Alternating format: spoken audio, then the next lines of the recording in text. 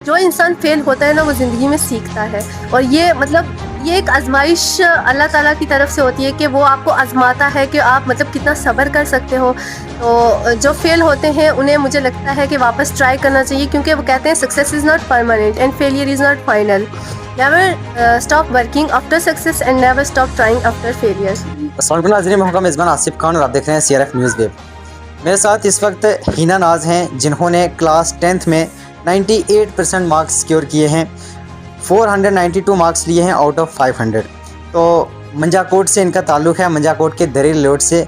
क्या कुछ इनकी एक्सपेक्टेशंस थी और अब इनको कैसा फील हो रहा है वो हम इनसे जानने की कोशिश करेंगे। जी, सबसे पहले आपको बहुत बहुत मुबारकबाद, आपने 98% मार्क्स सिक्योर किए हैं क्लास 10th में।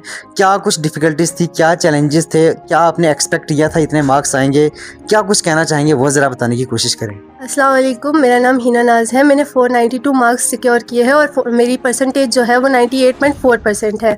मैं आपका शुक्रिया अदा करती हूँ कि आपने वक्त निकाल कर मुझे यहाँ पे टाइम दिया है। सबसे पहले अगर मैं एक्सपेक्टेशन की बात करूँ तो जितने मैंने एक्सपेक्ट किए थे उससे थोड़े ज़्यादा जो है वो मार्क्स मुझे मिले हैं। उसके बाद अगर मैं देखूँ तो मतलब बहुत ज़्यादा खुशी है। जैसे सब बच्चों को जो खुशी होती है कि हमारे मार्क्स जो हैं वो ज़्यादा आए, हम मतलब पढ़ें, जितनी मेहनत करते हैं अगर उतना ही हमें रिज़ल्ट मिलता है तो हमें बहुत ज़्यादा खुशी होती है। तो मतलब आपकी पढ़ाई का सोर्स क्या था? क्या आपने कहीं होम ट्यूशन लगाई हुई थी या बैच लिए हुए थे, ऑनलाइन पढ़ाई कर रहे थे, या फिर सिर्फ़ और सिर्फ स्कूल में जाके पढ़ना फिर वापस घर पे आके पढ़ना, क्या सिर्फ यही चलता रहा? वो क्या कुछ कहना चाहेंगे? मैंने आज तक ज़िंदगी अपनी में कभी भी ट्यूशन नहीं ली। मेरा सोर्स सिर्फ़ और सिर्फ स्कूल था, मेरे टीचर्स थे और मेरे पेरेंट्स की जो गाइडेंस थी। कौन से स्कूल में थे? क्या कुछ वहाँ पे एक्स्ट्रा था जो बाकी वाले स्कूल में नहीं था, या फिर किस तरीके की पढ़ाई थी? पढ़ाई सारे स्कूल में मुझे लगता है कि बराबर ही होती है। बस बच्चे को जो है वो सिर्फ पढ़ने के टाइम जो है ना वो फोकस रखना होता है टीचर पे। अगर वो पढ़ने के टाइम फोकस रखता है तो ही मतलब क्या होता है कि उसके ऊपर वो असर पड़ते हैं, वो मार्क्स अच्छे ले सकता है या फिर वो मतलब पेपर अच्छे कर सकता है। अगर मतलब बच्चे का जो है वो टीचर पे फोकस नहीं रहेगा तो मुझे नहीं लगता वो बच्चा कभी कामयाब हो सकता है, लेकिन उसके मार्क्स या परसेंटेज कुछ अच्छी आएगी। स्कूल सारे बराबर पढ़ाते हैं, ऐसा नहीं कि किसी स्कूल में ज़्यादा पढ़ाई होती है या फिर उसमें नहीं है, इसमें है। तो स्कूल में सबसे ज़्यादा मेरी बेसिक स्कूलिंग जो थी वो इंटरनेशनल स्कूल से ही मैंने पढ़ा है। Interest school Manjakot international school. काफ़ी अच्छे वहाँ के टीचर्स थे जिन्होंने बहुत गाइड किया। कभी भी मतलब जिस चीज़ में हमें हेजिटेशन थी वो उन्होंने दूर की, हमें गाइडेंस दिया। मैं उनका बहुत बहुत बहुत शुक्रिया अदा करती हूँ। तो आजकल के बच्चे स्कूल में भी जाते हैं, होम ट्यूशन भी, उसके बाद बैच लिए होते हैं, ऑनलाइन कोर्सेज लिए होते हैं, वो पढ़ते हैं, तो उस पर क्या कहना चाहेंगे? क्योंकि अब यहाँ पे हमारा मंजाकोट एक ऐसा इलाका है जहाँ पर इस तरीके के सोर्सेज मतलब इस तरीके का इन्वायरमेंट बच्चों को प्रोवाइड करना माँ बाप के लिए कहीं ना कहीं काफ़ी मुश्किल हो जाता है। तो फिर भी माँ बाप कोशिश करते हैं कि उनको बैच दिया जाए। तो अगर जो नहीं प्रोवाइड कर सकता, मतलब सिर्फ जैसे आपने कहा कि हम स्कूल में ही पढ़ते रहे और इतने मार्क्स सिक्योर कर लिए, तो क्या कुछ कहना चाहेंगे? देखो, अगर मतलब जो बच्चे स्कूल में जाते हैं, अगर वो स्कूल में जाते हैं तो स्कूल की पढ़ाई का उन पे बर्डन आता है। फिर वो वापस घर आते हैं, अगर जिन्होंने ट्यूशन लगाई है वो ट्यूशन जाते हैं, तो ऐसे जो ट्यूशन का वर्क है वो अलग हो जाता है, जो स्कूल का है वो अलग हो जाता है। ऐसे बच्चों के ऊपर ना डबल बर्डन पड़ता है। स्कूल का कॉन्सेप्ट अलग से समझेगा तो जो ट्यूशन का कॉन्सेप्ट है या बैच का कॉन्सेप्ट है वो अलग समझेगा। ऐसे क्या होता है बच्चे पे, मतलब ये होता है कि मैंने वो भी पढ़ना है, उस पर टेंशन आ जाती है, स्ट्रेस हो जाता है, डिप्रेशन में आ जाता है, मतलब काफ़ी उसको परेशानियों का सामना करना पड़ता है। बस पेरेंट्स सोचते हैं कि हमने ट्यूशन लगवाई है, हमारा बच्चा पढ़ेगा, वहाँ पे टीचर्स अच्छे हैं स्कूल में। फिर वो स्कूल से आता है, वो स्कूल से थकता है, गर्मी होती है, स्कूल में आता है वापस सफ़र करके कुछ दूर दराज इलाके में, फिर वो वापस आके ट्यूशन जाएगा, फिर वो थक जाता है। जब वो थक जाता है तो उस पर जो ट्यूशन टीचर्स का वो भी वो सहना पड़ता है, फिर उसके बाद स्कूल का सहना पड़ता है। ऐसे उस बच्चे को टेंशन हो जाती है और फिर वो पढ़ना जो है ना, पढ़ाई उसके दिमाग से आस्ता तो मतलब 98% मार्क्स या 90+ मार्क्स पोजीशन लेना सिर्फ स्कूल की पढ़ाई से ही पॉसिबल हो सकता है? हाँ, बिल्कुल हो सकता है। अगर बच्चा पढ़ाई पे फोकस करे, अपने मतलब करियर को साथ लेकर चले, मतलब एक एम जो है ना लाइफ में बहुत ज़्यादा ज़रूरी है।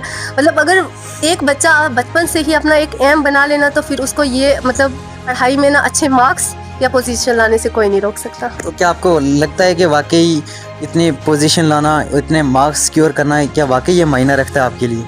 जी, बिल्कुल मायने रखता है। मुझे फ़ख्र है कि मैंने अपने पापा की उम्मीद पे जो है वो काम किया है, क्योंकि उनकी जितनी उम्मीद थी मैंने उसी पे मतलब उतरा, उस पे काम किया और मैंने आज इतने अच्छे मार्क्स लाए। मेरे पेरेंट्स बहुत खुश हैं और मैं भी बहुत खुश हूँ। तो आजकल के जो बच्चों की जो सबसे बड़ी डिस्ट्रैक्शन है वो क्या हो सकती है आपके मुताबिक? क्या है कि डिस्ट्रैक्शन के वो पढ़ाई से दूर हो रहे हैं या फिर जो मार्क्स कम ले रहे हैं, मतलब उनकी डिस्ट्रैक्शन क्या हो सकती है आपके मुताबिक? सबसे ज़्यादा डिस्ट्रैक्शन ये है कि पेरेंट्स क्या करते हैं। मैंने काफ़ी देखा है, हमारे साथ भी ऐसा होता है, सबके साथ होता है। पेरेंट्स क्या करते हैं, अपने पास बच्चों को बिठाया होता है, फ़ोन लिया होता है और फेसबुक में या फिर इंस्टाग्राम में या फिर कहीं पे भी कोई न्यूज़ लगाई होती है कि उसका बच्चा वो ड्राइवर था, उसका बच्चा क्या बन गया, इंजीनियर बन गया, डॉक्टर बन गया वगैरह। तो बच्चा पास बैठा होता है, बच्चा अभी 10th में होता है, तो बच्चे को ऐसा लगता है कि हमारे घर वाले सोचते हैं हम कुछ नहीं कर सकते। तो ऐसे जो बच्चा है वो डीमोटिवेट होता है, फिर उसे मतलब पढ़ने में इंटरेस्ट नहीं आता। सब बच्चों के सब घरों में यही होता है कि पेरेंट्स क्या करते हैं, वो करते हैं न्यूज़ लगाएंगे, अपने बच्चों को दिखाएंगे कि इसका बच्चा ये बन गया, हमारा बच्चा पढ़ता नहीं है। इसी से क्या होता है, बच्चों में पढ़ाई का इंटरेस्ट जो है वो ख़त्म हो जाता है। तो क्या कहना चाहेंगे उन पेरेंट्स को और उन तमाम स्टूडेंट्स को जिन्होंने पास तो हो गए, मार्क्स कम सिक्योर किए या फिर जो फेल हो गए हैं, उनको क्या कहना चाहेंगे आप, और उन तमाम पेरेंट्स को क्या मैसेज रहेगा आपका? देखो, failure is not opposite to the success, failure is the part of success. अगर मतलब इंसान फेल होता है तो इसमें पेरेंट्स जो है वो उन्हें काफ़ी टोल्ड करते हैं, कुछ जो है वो मतलब इतना परेशान हो जाते हैं कि सुसाइड केस भी आने लगते हैं। अगर वो एक ही टीचर सब बच्चों को बराबर लेक्चर देता है तो कुछ बच्चे जो हैं वो अच्छी परसेंटेज लाते हैं और कुछ फेल हो जाते हैं और कुछ कम मार्क्स लाते हैं। तो ऐसे में ये थोड़ी ना कह सकते हैं कि टीचर्स की गलती है।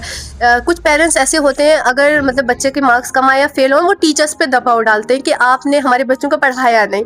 तो अब मतलब बच्चे क्या करते हैं, अगर बच्चों को के कम मार्क्स आते हैं तो फिर वो ये कहेंगे कि हमें टीचर्स ने पढ़ाया नहीं। ऐसा नहीं होता, क्योंकि टीचर्स जो है वो सब बच्चों को इक्वली पढ़ाते हैं। फिर वो इक्वली पढ़ाएंगे तो सब बच्चों का ध्यान जिसका फोकस रहेगा ना, मुझे लगता है वही परसेंटेज अच्छी ला सकता है। अगर फोकस नहीं है तो इसका मतलब वो मतलब पढ़ नहीं सकता। कोई बेसिक्स मतलब सिर्फ स्कूलिंग से ही इंसान जो है वो बहुत आगे जा सकता है, अपने मकसद तक पहुंच सकता है, अपने आप को कामयाब बना सकता है। और मैं मतलब सब बच्चों से यही कहूँगी कि जब भी वो स्कूल में क्लासेस हों तो वो सिर्फ क्लास के दौरान फोकस रखे, बाकी इधर उधर मस्ती जो है वो सब बच्चों में कॉमन है, क्योंकि सिर्फ पढ़ाई जो है वो एक ज़रिया नहीं है अपने एम तक पहुँचने का। तो आपने आगे का क्या सोचा है? आप 11th में गए हो, उसके बाद 12th करनी है, नेक्स्ट क्या आपका एम्बिशन क्या रहने वाला है आपका? बचपन से ही मेरे पापा का भी सपना है, मेरी मम्मा का भी सपना है, मेरा भी सपना है कि मैं डॉक्टर बनूं, MBBS डॉक्टर। तो मैंने सोचा है कि मैं 11th 12th के बाद ही जो है वो नीट का एग्ज़ाम दूंगी और फिर उसके बाद जो है MBBS कोर्स करूंगी। तो उसके लिए अब ये बहुत सारे बच्चों का सपना होता है कि हम डॉक्टर बने, इंजीनियर बने, उसके लिए क्या कुछ सजेशन रहेगी उन तमाम स्टूडेंट्स के लिए भी, और जो स्टूडेंट्स अफोर्ड नहीं कर सकते, कोचिंग नहीं ले सकते, उनके लिए क्या आपका मैसेज रहेगा? देखो, अगर जो स्टूडेंट्स कोचिंग अफेयर्स नहीं कर सकते, उन्होंने 11th 12th में कम से कम जो पढ़ा है उसी को स्टडी करें, क्योंकि जो 11th 12th होता है मैक्सिमम जो सिलेबस सारा ही नीट में जो आता है वो 12th क्लास का होता है। तो 11th 12th अगर जिसने अच्छे से पढ़ी, ऐसा नहीं है वो गवर्नमेंट में पढ़ रहा है या प्राइवेट में पढ़ रहा है, ये मैटर नहीं करता, वो किस तरह पढ़ रहा है, उसका पढ़ने का तरीका क्या है, बस ये मैटर करता है। वो मतलब जो पढ़ रहा है उसको अच्छे से पढ़े, उसका कॉन्सेप्ट रखे। और मतलब बेसिक जो बच्चे होते हैं ना, वो बेसिकली क्या करते हैं, पहले पढ़ा और फिर आगे पे एग्ज़ाम दिए, एग्ज़ाम के बाद उस नोटबुक को देखा ही नहीं, पढ़ा ही नहीं कि हमने क्या पढ़ा है क्या नहीं पढ़ा है। तो फिर इस तरह से वो भूल जाते हैं, फिर वो नीट निकालना बहुत मुश्किल हो जाता है। अगर वो 11th 12th में पढ़ रहे, फिर 12th के रिज़ल्ट के बाद ही नीट का जो है वो एग्ज़ाम होता है, तो वो एग्ज़ाम दे सकते हैं। क्या पता अल्लाह ने उनकी तकदीर में कुछ बेहतर लिखा हो, उनकी नीट निकल जाए और फिर उसके बाद उनको फ्री कॉलेज मिल जाए। इसीलिए उन्हें मतलब कॉन्सेप्ट जो है वो क्लियर रखने चाहिए अपने। तो आखिर में क्या पैगाम रहेगा तमाम पेरेंट्स के लिए, और खुसूसी आपके जो स्कूल है इंटरनेशनल स्कूल मंजाकोट, और जितने भी मंजाकोट के तमाम बच्चे थे जिन्होंने एग्ज़ाम क्लियर किया इस बार और काफ़ी अच्छा रिज़ल्ट दिया, 400+ मार्क्स लिए, किसी ने 200 लिए, किसी ने 30 लिए, कोई फेल हुआ, उन तमाम के लिए एक सिंगल पैगाम क्या रहेगा आपका? पैगाम तो यही रहेगा कि आगे भी जो है वो इसी तरह मेहनत करें।